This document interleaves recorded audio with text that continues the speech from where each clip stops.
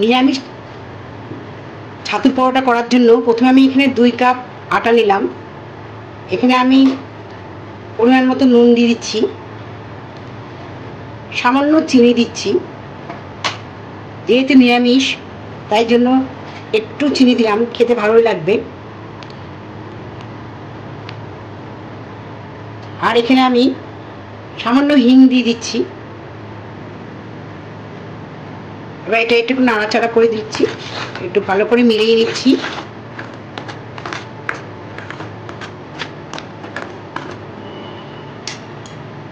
এবার এখানে ময়ামের জন্য আমি সামান্য তেল দিচ্ছি।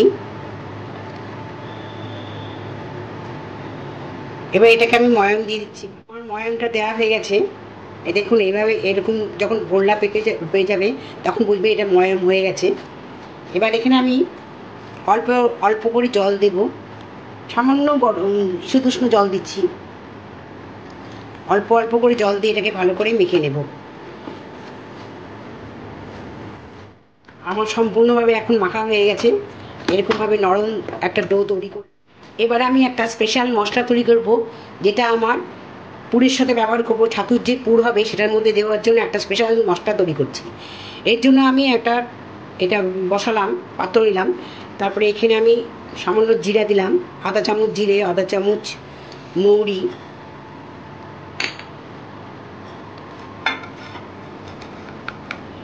এলাচ, দারচিনি, লবঙ্গ আর একটু গোলমরিচ। এটাকে আমি সামান্য একটু ফ্রাই করে নিচ্ছি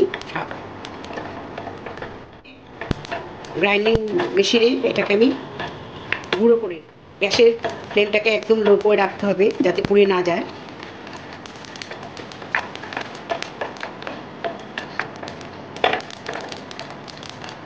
এটা আমার হয়ে গেছে, জাস্ট এরকম হবে।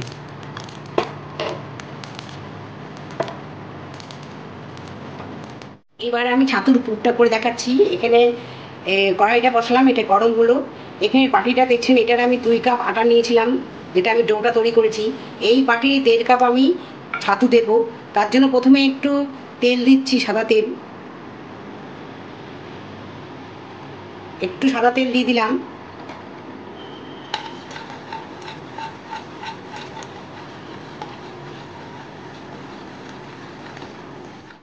সেই 1.5 বাটি আমি ছাতু ছেড়ে দিচ্ছি।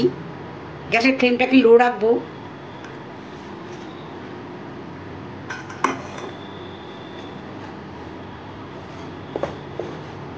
এবার আমি একে একে সব মশলাগুলো দিয়ে দিচ্ছি।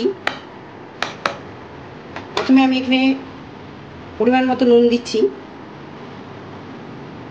যেহেতু নিরামিষ ছাতুর পরোটা, একটু চিনিও দিতে হবে।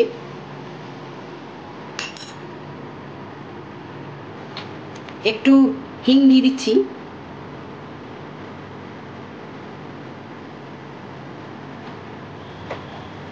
এবার এটাকে ভালো করে একটু নাড়ছি। এটাই আমার পুর তৈরি হচ্ছে। সবাই তো পেঁয়াজ রসুন দিয়ে সব ছাতুর পরোটা বানায় বেশিরভাগ, অনেকেই। নিরামিষ ছাতুর পরোটা কিন্তু প্রচণ্ড ভালো লাগে, প্রচণ্ড ভালো খেতে। আপনারা রেসিপিটা একবার দেখে নিন, পুরো সম্পূর্ণ রেসিপিটা দেখুন। এবার আমি যে স্পেশাল মশলাটা তৈরি করেছিলাম, যেটা আপনাদের দেখিয়েছিলাম, এটা আমি দিয়ে দিচ্ছি এখানে পুরে। এবার সব একসাথে ভালো করে নাড়াচাড়া করে নিচ্ছি।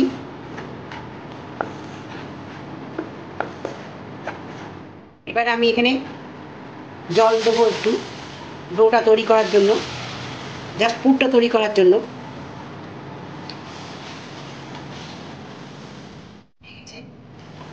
এবার আমি নেক্সট স্টেপগুলো দেখাবো।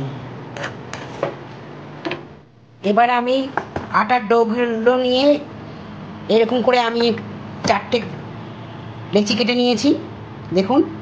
আর ঠিক এরকম মাপ নিয়ে আমি ছাতুর পুর দিয়ে 4টে পুরের এরকম করে নিয়েছি। এই যত ভালো এই পুরটা দেওয়া হবে তত পরোটা খেতে টেস্টি হবে। এবার এটা আমি বেলার আগে আমি দেখিয়ে দিচ্ছি কিভাবে আমি পুরটাকে ঢোকাচ্ছি। একটা আমি করে দেখিয়ে দিচ্ছি।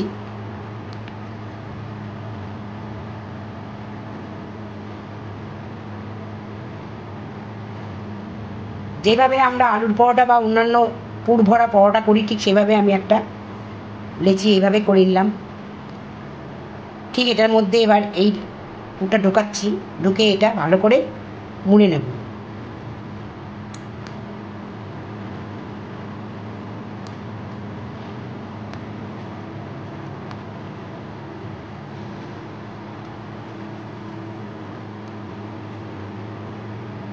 এবার আরেকটা করে দেখা, এবার আমি এটাকে বেলে দেখিয়ে দিচ্ছি। প্রথমে একটু এটার মধ্যে আটা নিয়ে নিলাম,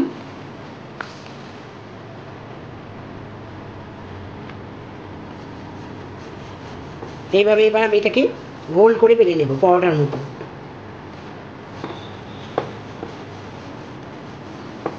এটা বেলা খুবই, এরকম গোল করে পরোটাটা আমি বেলে নিয়েছি। সব পরোটাগুলো আমি এইভাবে বেলে নেব। এবার আমি একটা চাটু বসালাম, ননস্টিক ফ্রাইং প্যান বসালাম। এবার এখানে এটা বেলে রেখেছিলাম, এটা দিলাম। এবার এটা আমি এক এক করে ভেজে নেব।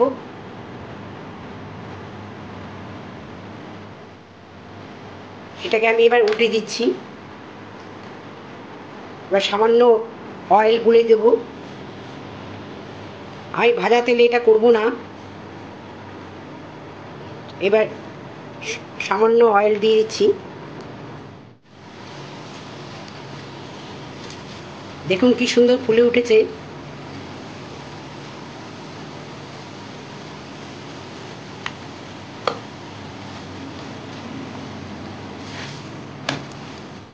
এই চারদিকটা আমি ভালো করে একটু ফ্রাই করে নিচ্ছি। ফ্রাই হয়ে গেছে মোটামুটি। এইভাবে আমি সবগুলো ছাতুর পরোটা ভেজে নেব।